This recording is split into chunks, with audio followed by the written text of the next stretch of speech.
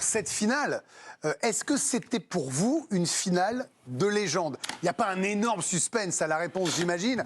Mais enfin, on va quand même la poser, cette question de... Prenez pas vos ardoises, je vous demande individuellement, parce que là, je vous ai pris un peu dépourvu. Alicia, c'est une finale de légende ou pas? Un immense oui.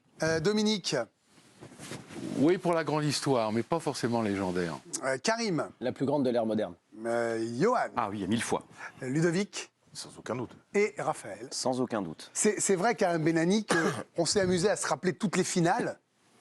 Autant il y a eu, avec nos Bleus, on en parlera sans doute avec vous, Dominique, des demi-finales dingues, des quarts de finale démentiels, des huitièmes de finale fous.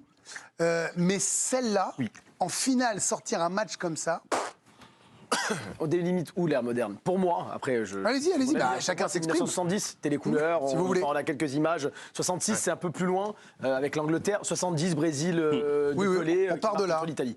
74, l'Allemagne qui gagne aussi contre les Pays-Bas. 78, Argentine, 82. Toutes ces finales-là, pour moi, même si le France 98 face au Brésil, avec cette dramaturgie encore, on en parlait, contre les deux adversaires en France, relève un peu de la légende aussi, avec ce doublé de Zidane, mais ça va bien au-delà des buts. C'est le scénario, la dramaturgie dont on parlait, et dont on ne cesse de parler depuis le début de cette émission, le fait qu'il y ait des héros qui soient présents au moment important de cette partie. En grec, on dit le kairos, c'est le moment suspendu un peu dans le temps. Ben, c'est exactement ça. À ce moment-là, il y avait un véritable kairos dans ce match au moment des tirs au but. On ne savait pas qui allait l'emporter jusqu'au bout de la nuit, au bout de cette finale de la Coupe du Monde. Donc, pour moi, oui, aujourd'hui, c'est la plus grande, la plus belle de l'ère moderne. Et celles qui vont arriver derrière, il va falloir être à la hauteur. Parce que honnêtement, marquer 6 buts en finale de Coupe du Monde déjà, c'est monstrueux, avec des stars, des ballons d'or potentiels ou ceux qui l'ont déjà été, qui performent dans cette finale-là. C'est juste extraordinaire. Et comme si, et je terminerai là-dessus, l'histoire du foot voulait qu'il y ait un passage de témoin entre Lionel Messi qui arrête, qui remporte sa Coupe du Monde et qui adoube finalement son successeur Kylian Mbappé. Dominique Grimaud, où la situer? Allez, depuis 70, on part de là, c'est un joli point de départ. Celle de Pelé, qui est la plus belle. Voilà, pour vous, c'est la plus belle. 70, oui, nettement. Mais on parle de quoi? On parle d'émotion, on parle de technique. De tout, on parle de ce que nous ont livré ces 3 heures. Plusieurs choses. Moi, ce qui me gêne un peu avec ce match, et Dieu sait que je l'ai aimé, c'est qu'en fait, il a duré 40 minutes. C'est la plus petite finale en durée. Mais c'était pareil pour non, pas du tout. Non, on parle de match de légende. Oui. La grande différence, selon moi, qu'il y a, alors vous me direz, ce n'est pas des finales. Entre Séville, 82... Mais je suis sur une finale, Dom. Non, mais là, sur on parle une finale, de finale. on sait que c'est... Oui, alors... Là, je parle vraiment de finale. Mais sur 40 minutes, sur 40 minutes. Parce que cette finale, pendant 80 minutes, elle est totalement déséquilibrée. J'ai rarement vu une équipe bouffer son adversaire au point où les Argentins nous ont mangé pendant 80 minutes. Donc on ne peut pas parler d'un match fou non plus. Oui, Dominique, ça ne renverse pas tout après ce qui se passe comme à partir de la 80. Oui, le foot, ça peut jouer même à la dernière seconde. Dans ton cœur, dans ton cœur. Il faut que tu attendes 80 Oui, mais Dom, minutes. il n'y a pas toujours besoin d'attendre... Là, je me fais... Il n'y a pas besoin d'attendre 80... Il ne faut pas jouer 90 minutes, un match. Pourquoi ça ne peut pas rejoindre la légende de Séville 82? Parce que 82, ça commence tout de suite. Mais c'est une demi-finale, Dom. Oui, d'accord. Non, mais je suis sur les finales, là. Je alors, vous demanderai sur les c'est Bleus de tout à l'heure. peut-être Non, mais je vous demande... générationnel. Mais c'est sûr que ça l'est, c'est tant mieux. Oui. Mais bon... Moi, regardez, ce soir, je vous réponds, Moi, je préfère. ça dépasse mon Je suis 86, désolé. qui était le tout haut. Hein. Pareil, Oui, c'était mais il y a moins de buts. Dieu Moi, j'ai beaucoup aimé la finale 70. J'ai beaucoup aimé la finale 74. Et ça, je m'en suis jamais remis. Avec la défaite de Cruyff et des sûr. Oranges. Bien sûr. Tout le monde souhaitait, le monde entier souhaitait la victoire de Cruyff. Je m'en suis jamais remis. J'ai pas connu celle de 54 qui était, paraît-il, extraordinaire, avec les Hongrois qui mènent 2-0. Ah, le miracle de Berne, c'est ça, non? Ouais. Berne, avec Puskás, l'équipe de Puskás qui mène 2-0 au bout de 10 minutes et qui se fait rejoindre puis dépasser par les Allemands en 1954. Non, mais ça veut bien dire que si vous êtes en 74 sur le cœur de Johan Cruyff, et ça peut se discuter, depuis, si on les reprend une à une en Non, mais finale... depuis, on a eu des finales, effectivement, très... Brésil... 86, c'est pas mal, Brésil, avec l'Argentine Italie. et l'Allemagne. On a eu, tu as raison de le souligner, notre victoire, notre première victoire en... Bon, ce dont je suis à peu près sûr, c'est que cette finale 2022 dépasse en revanche la finale 2006, que nous perdons également au tir au but. Ouais, c'est vrai. Voilà. Au plan émotionnel, il n'y a même pas photo. Les premiers mots de Didier Deschamps, le sélectionneur de l'équipe de France qui a forcément énormément de regrets. À 2-0, si on en prend un troisième, il n'y a rien à dire. On a encore plus de regrets. On a fait ce qu'il fallait pendant pratiquement 1 heure. Après, avec beaucoup de courage, de qualité, d'énergie, on les a poussés dans leur dernier retranchement. ça se joue à une dernière occasion, à la 120e minute. On n'a pas tout bien fait, à l'image de notre tournoi, mais on a de la qualité, on revient de nulle part. Quand on se rapproche alors de quelque chose et que ça nous échappe, c'est encore plus difficile à digérer. On a Maxime Bossis qui est avec nous, défenseur historique et légendaire de l'équipe de France, le grand Max. Bonsoir Maxime, merci d'être avec nous dans l'équipe de Greg. Vous avez entendu peut-être Dominique Grimaud se remémorer Séville 82. Salut, Max. Là on est sur une finale. Quel est le mot que vous voulez retenir de cette finale? Nous on était sur fier ou triste. Quel est votre sentiment ce soir? Les deux à la fois, triste bien sûr, parce qu'on y a cru. Après, comme l'a dit Dominique, 75 minutes où l'équipe de France était vraiment très inférieure à celle d'Argentine, qui avait pris la finale par le bon bout. Mais cette équipe de France est toujours paradoxale depuis le début de la Coupe du Monde, capable de certaines errances à chaque match, mais capable aussi de revenir, quel que soit l'adversaire, quelles que soient les circonstances. C'est ce qu'ils ont réussi à faire encore aujourd'hui. Donc c'est vrai qu'en termes de tension, de rebondissement, ça reste quand même une finale de légende. Mais pendant 75 minutes, l'Argentine a été quand même nettement supérieure à l'équipe de France. Est-ce que vous retenez, Maxime Bossis, le cran avec lequel ces gamins, on les a appelés gamins depuis le début, ont su faire face et tenter de revenir dans cette finale de Coupe du Monde quand même. Il n'y a pas plus grand comme match, hein. Ah oui, c'est un cran énorme parce que Didier Deschamps fait sortir 3 ou 4 cadres importants qui étaient au bout du rouleau. On pense à Griezmann, à Giroud, Raphaël Varane pendant les prolongations. Et malgré cela, donc les jeunes rentrent et apportent beaucoup à cette équipe de France. Kolo Muani, Marcus Thuram et tous les autres, Camavinga et au milieu de terrain également Fofana. Donc c'est peut-être un passage de relais entre deux générations. Quelques cadres vont rester, d'autres vont partir, mais c'est très très encourageant pour la suite que les jeunes aient pu prendre place à ce niveau-là dans cette équipe de France et dans cette Coupe du Monde. Un dernier mot, Maxime Bossis. On a cessé de répéter que c'était bien la preuve qu'il ne fallait jamais banaliser une finale de Coupe du Monde, quand bien même elle vient 4 ans après la précédente, 4 ans et demi, là, en l'occurrence calendairement. Il y a de l'espoir pour la suite, on va en revivre d'autres? Oui, on va en revivre d'autres depuis pas mal de temps maintenant, pas mal d'années. À chaque fois qu'il y a une compétition Euro ou Coupe du Monde, la France fait partie des équipes favorites et ça va continuer encore pendant longtemps car il y a un grand vivier de jeunes joueurs très très intéressants.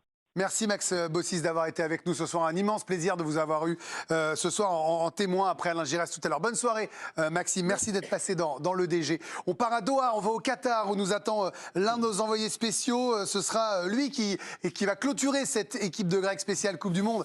C'est Bertrand Latour qui est avec nous. Bonsoir Bertrand. Je vous demande pas comment vous allez. J'imagine que vous êtes sous le choc émotionnel de ce match comme nous, mais évidemment faut se remettre dedans, faut faire son boulot. Vu du stade, dans quel état là vous êtes 2 heures après? Ça fait 2 heures déjà, on n'a même pas vu le temps passer. Ce sont des sentiments qui s'entremêlent. On est vraiment passé par toutes les émotions et je pense que ce match est un concentré de tout ce que permet de vivre le football. On a été, en plus nous on était avec les supporters français vraiment derrière la cage où les Français notamment ont marqué en deuxième période. Ce qu'on a vécu c'est une humiliation pendant 70-75 minutes où au moins on n'était pas déçus parce qu'on n'y a jamais cru. Donc à ce moment-là c'était presque plus simple dans ce cas-là et après on a vécu ce séisme Mbappé qui était hallucinant. C'est-à-dire qu'au moment où Mbappé relance le match et ensuite égalise, là pour le coup de notre côté presque les tribunes ont tremblé. 5 minutes avant, les supporters français étaient avachis sur leur siège. Ces mêmes supporters qui avaient passé quasiment tout le match debout. Et on y a cru, puis après les montagnes russes et évidemment cette occasion ratée de Kolo Muani. Je suppose que vous en avez beaucoup parlé, mais voilà, moi je me dis qu'au final on est passé tout près d'être champion du monde et tout le paradoxe c'est que c'est peut-être pas la meilleure équipe qu'on ait eue. On a eu beaucoup d'errements durant cette compétition, y compris durant ce match-là. Et voilà, je vais être un peu vulgaire, mais ça fait quand même chier d'en être arrivé là pour perdre au tir au but de cette manière-là, quoi. C'est ce que j'ai dit en ouverture tout à l'heure en disant vous m'en voudrez pas d'avoir les boules. On est raccord là-dessus. Alors non, pour vous répondre, on n'a pas tant parlé que ça de l'occasion de Randal Kolo Muani. On a plutôt salué son entrée, le penalty provoqué, la façon dont lui et Marcus Thuram et même comment d'ailleurs à la fin ont réussi à relancer l'équipe de France. Vous voyez, on était plutôt sur cette ligne-là. Je voudrais Bertrand que vous nous racontiez votre expérience au moment de la demi-volée de Kylian Mbappé. Dire au moment de cette déviation de la tête, cette frappe, alors que d'autres auraient peut-être voulu se l'emmener pour assurer. J'aurais voulu savoir ce qui s'est passé quand vous avez vu l'action devant vous. Bah, c'est-à-dire que là, pour le coup, on est idéalement placé et on voit le ballon partir de son pied. Et immédiatement, on a ces quelques secondes où on sent que le ballon prend la très bonne trajectoire. Et là, ensuite, tout le monde exulte. Enfin, là, pour le coup, on avait un peu mis les cartes de presse dans la poche et je peux vous dire que chacun a exulté. C'était d'autant plus facile qu'on était dans la tribune des Français qui, là, pour le coup, ressemblait vraiment à une tribune française. C'était pas le cas lors du match face au Maroc où il y avait énormément de Marocains. Là, pour le coup, il y avait cet espace où il y avait beaucoup de Français. Je sais pas si les chants français ont pu être perçus à un moment donné, mais en tout cas, ça a vraiment tremblé très fort et c'est à ce moment-là qu'on s'est mis à y croire très très fort. Oui, Johan. Bertrand, c'est surtout, là on parle vraiment en tant que passionné, j'ai envie d'avoir tes émotions vraiment sur cette soirée mythique, parce que moi ce que j'adore dans le football, c'est quand parfois on essaie de comprendre tactiquement, on essaie de comprendre, alors que le foot ce soir, ça a été irrationnel, ça a été parfois même illogique. Vraiment toi Bertrand, même pas en tant que journaliste, mais en tant que passionné, raconte-moi ta journée d'aujourd'hui, ta soirée. Ah non, mais on n'a pas 3 heures quand Non, même. non, mais c'est Johan, juste ta soirée. Faites-nous votre soirée au stade, Bertrand. Oui, s'il vous bien plaît. sûr, Parce que je ne l'ai pas vu venir, celle-là. Là, il a essayé de m'arnaquer un peu. Racontez-nous votre Coupe du Monde, Bertrand Latour. Vous avez 45 minutes. Est-ce Est-ce que t'as eu les larmes aux yeux? Est-ce que t'as pleuré? Est-ce que tu as pris des nouilles? On a pris une belle douille à la fin. On a pris une belle carotte, si c'est ça la question. Si je vous raconte ma journée, je peux vous raconter ma nuit. On a peu dormi, mais on n'était pas en boîte de nuit, mais c'était simplement l'excitation et l'attente. Non, sur ce match, je vous le dis, désespéré. Pendant 70 minutes, je me dis, bon, on n'est pas invité. Et au final, moi, je me disais, bon, je suis même pas déçu parce que vu que je n'y ai jamais cru, bon, bah, on est battu par plus fort que nous. Mais après, c'est un tourbillon d'émotions. On y croit, on se dit, ah non, en prolongation, on va se faire éliminer. Et ensuite, on va perdre. Ensuite, il y a c'est un ascenseur émotionnel très très fort, très très intense, qui sans doute est encore supérieur à ce que vous avez vécu devant votre télé. J'imagine votre état devant la télé. Bah là, il faut se dire qu'on le vit, c'est sous nos yeux et en plus tous les buts étaient dans la cage devant laquelle nous faisions face.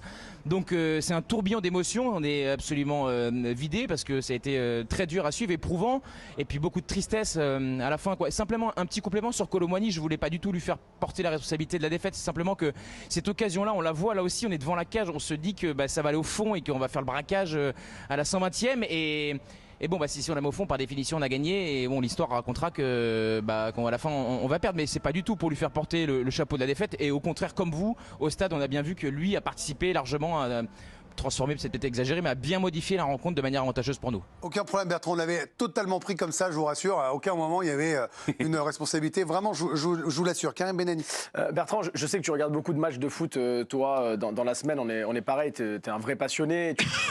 Tu ne cesses de regarder des matchs de foot depuis que tu as commencé ce métier, même bien plus tôt que ça. Est-ce que ce soir, tu as assisté au plus beau match que tu n'aies jamais vu dans ta vie, finalement? Que ce soit dans un stade ou devant ta télé? Ouais. Oui, pour le coup, et de loin, je pense que ce match-là, avant de le revivre, il nous manque que la cerise sur le gâteau, qui aurait été un peu plus que ça avec le titre de champion du monde. Mais là, on va pouvoir en couvrir des Coupes du Monde avant de retrouver la France en finale, même si ça arrive de plus en plus régulièrement. Mais la France en finale, avec un tel scénario, c'est absolument sensationnel. Et bon, tout à l'heure, vous aurez, sur la chaîne, on aura Sébastien Tarago, qui a encore un peu plus forcément de vécu que moi, et je pense qu'il vous dira la même chose. On a assisté à un moment d'histoire de notre sport. Moi, à l'heure où je vous parle, j'essaie de faire bonne figure. Je suis très déçu pour l'équipe de France, même si j'ai conscience des lacunes qui sont les nôtres. Et voilà, je pense que l'Argentine ne fait pas un moins beau champion du monde que nous. Bien au contraire. Mais voilà, de la déception pour ces joueurs qu'on connaît de plus ou moins loin, pour les émotions qui nous ont fait vivre, pour aussi l'aventure collective qui a été la nôtre pendant plus d'un mois. Donc beaucoup de tristesse. Alors on se parle, mais c'est vrai qu'on a assisté à un moment de sport de dingue. Et je pense que des matchs de Coupe du Monde de ce niveau-là, avec cette dramaturgie-là, je pense qu'elle se compte sur les doigts d'une main. Après, c'est vrai, Bertrand, on se doit de rappeler que vous êtes au plus près des Bleus à l'entraînement, ce genre de choses. Évidemment, il y a une connexion. Vous parlez avec eux, vous avez le même âge, vous qu'eux. En plus, non, je veux dire, il faut aussi dévoiler quelques coulisses. Ça veut dire qu'il y a un moment, c'est de l'humain, quand même, tout ça. Et à la fin, l'humain, vous l'avez vu avec ces images... j'ai envie de dire traditionnelles de celui qui perd, ces images de détresse, ces joueurs tristes. Ça fait mal quand même, ça. Bah oui, elles sont dures ces images, et c'est vrai que quand on connaît un peu les personnes, qu'on les côtoie, dire moi ce sont pas mes amis, les joueurs de l'équipe de France, mais en tout cas j'ai un peu plus de liens et ils sont un peu plus nets encore pendant ces grandes compétitions où on essaye d'avoir des informations, d'échanger avec eux, avec le staff, avec les agences, avec certains membres des familles. Voilà, on leur souhaite, on n'a pas envie qu'ils échouent, on est tout à fait capable d'analyser les échecs ou les victoires. Et ce soir c'est une défaite, mais c'est vrai que ça fait mal, on sait tout l'investissement que ça représente, les moments par lesquels sont passées cette équipe. Moi, ce qui me revient là, c'est que quand on était dans cette même émission à Clairefontaine, il neigeait quasiment la veille du départ, avec Nkunku qui se pète, la dernière action de l'entraînement. On se dit tout ce chemin qu'ils ont parcouru et que nous avons accompagné, nous, dans notre modeste contribution. Bon, c'est vrai que c'est déchirant, mais c'est aussi ce qui fait que les victoires sont aussi belles et que voilà, ce titre de champion du monde, on l'a savouré pendant plus de 4 ans maintenant, et ce sera cette fois-ci aux Argentins de briller. Et on peut se dire aussi qu'on a quand même de beaux jours devant nous. Si on fait la liste des blessés, si on fait la composition avec laquelle l'équipe de France finit ce match-là, et se dire qu'on est quand même en finale, c'est aussi beau. Mais je vous dis ça, j'ai pas vraiment le cœur à vous le dire, mais il faut prendre un peu aussi de recul forcément. Oui, Bertrand, moi j'ai une question qui me taraude. Selon toi, pourquoi et comment les Bleus sont rentrés si longtemps dans cette finale? On a attendu 75 minutes. Peux-tu avancer une explication? Ouais, c'est... Moi, je pense qu'il y a une gestion émotionnelle qui a été difficile, qui est assez étonnante, parce que certains ont déjà joué une finale de Coupe du Monde et l'ont gagné, mais je me souviens les premiers ballons, les pertes de balles de Dembélé, les pertes de balles de Griezmann. Là, on n'est même pas dans la fatigue, le ballon brûlait les pieds tout simplement, et sans doute qu'ils n'ont pas pris la mesure de l'environnement par rapport à ce stade qui était bleu et blanc. On l'a dit dans les émissions biathlon un peu plus tôt sur la chaîne. C'est vrai qu'on était à Buenos Aires ce soir, mais là j'ai senti comme une chape de plomb ces jours-là d'un point de vue mental. Et j'ai aussi senti un peu son ressort. Mais le problème, c'est que le ressort physique, il ne tient pas vraiment à la lumière de la fin de match des Français, même un peu aussi de la prolongation, puisqu'on peut gagner ce match à la 120e. Mais moi, il y en a beaucoup que j'ai senti sans énergie pendant très longtemps. Et ça, j'ai du mal à me l'expliquer. Il y a peut-être une explication on a aussi perdu des joueurs sur blessure. C'est vrai que certains ont été largement diminués ces derniers jours avec le virus qui a frappé l'équipe de France. Mais disons qu'à ce récit-là, il tenait davantage si on avait perdu 2-0 ou 3-0 dans les 90 minutes. Mais voilà, donc je dirais un peu l'argument physique quand même, et l'argument surtout mental. Je pense que les Français sont passés à côté en tout début de match. Et on peut quand même aussi souligner, je me permets de rentrer dans la conversation avant de laisser la parole à Ludo, les sublimes 70 premières minutes argentines qu'ont mis de l'agnac. De l'enjeu, il y a l'impression qu'ils étaient 15 à un moment autour des Bleus. Ludo. On continue sur quoi là? Vous vouliez poser une question à Bertrand, non? Je pensais que vous aviez une question pour Bertrand. Alors moi j'avais une question pour vous. Je vous redonne la parole. J'avais une question pour vous, Bertrand. Je pensais que Ludo en avait une. On a fait un petit quiproquo. Vous l'avez dit. On a des joueurs qui étaient habitués, c'est un grand mot, qui avaient déjà joué une finale de Coupe du Monde. Et il y a eu un changement. À la 39e, Deschamps savait qu'il allait y avoir 7 ou 8 minutes d'arrêt de jeu. Et c'est Giroud et Dembélé, des joueurs titulaires dans 2 des plus grands clubs européens. Il ne s'est pas caché là, le coach français. Non, il a tranché dans le vif, et on peut parfois considérer que Didier Deschamps fait preuve d'immobilisme dans ses changements. Souvent, on trouve qu'il tarde. Là, pour le coup, il a tranché dans le vif. Je pense qu'il a eu raison de le faire. Moi, en tout cas, au moment où il le fait, je ne sais pas si j'aurais sorti Giroud, pour être tout à fait honnête. Mais en tout cas, il y avait, vous pouviez facilement sortir 2 joueurs. Ça a été ces 2-là. Ça aurait pu être d'autres. Je pense que Dembélé, dans tous les cas, méritait malheureusement pour lui de sortir de cette rencontre-là. Mais c'est vrai que, honnêtement, nous, à un moment donné, je me suis dit, mais en plus de ça, on va en prendre 5. Donc c'est vrai il était grand temps que ça s'arrête. Et avec ces arrêts de jeu qui durent très longtemps, ça a été une très bonne chose de sa part. Mais c'est vrai qu'il a tout de suite jeté ses cartes, et il a eu raison de le faire. Ça n'a pas suffi, mais pour moi c'était la chose à faire, et ça, honnêtement, c'était ce que réclamait le jeu, ou l'absence de jeu en l'occurrence côté français.